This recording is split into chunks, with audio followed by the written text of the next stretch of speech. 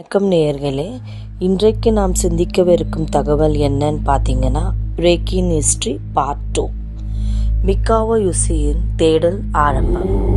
இத்தருணத்தில் ஜப்பானில் மிகாவோ யுசி எனும் கல்லூரி முதல்வர் இயேசு கிறிஸ்துவின் அன்பால் தொட்டு பிணி நீக்கும் முறையை பற்றி விரிவாற்றுகையில் ஒரு மாணவன் கேட்ட கேள்வி உலகிற்கு மறுபடியும் இத்தெய்வீக சிகிச்சை முறைக்கு மறுமலர்ச்சி ஏற்படுத்த காரணமாயிருந்தது.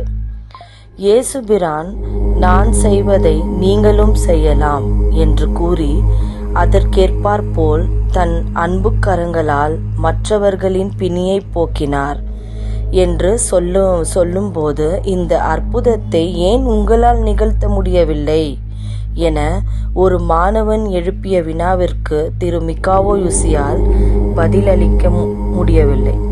விடை காண விளைந்த திரு மிகாவோ யுசி ஒரு புத்த சந்நியாசியிடம் இதற்கு விடை கேட்டார். கைகளால் தொட்டு பிணி தீர்க்கும் முறையை புத்தரிடமிருந்து அவருடைய சீடர்கள் யாரும் பெறவில்லை.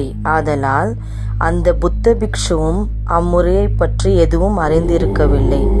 ஆதலால் மிகாவோ யுசியை அந்த புத்த பிக்ஷு அமெரிக்காவிற்கு செல்லுமாறு பணிந்தார். அமெரிக்காவை சென்றடைந்த திரு மிகாவோ யுசி சிகாகோ பல்கலைக்கழகத்தில் 5 ஆண்டுகள் மாதங்களை பற்றி ஆய்வு செய்து டாக்டர் பட்டம் பெற்றார்.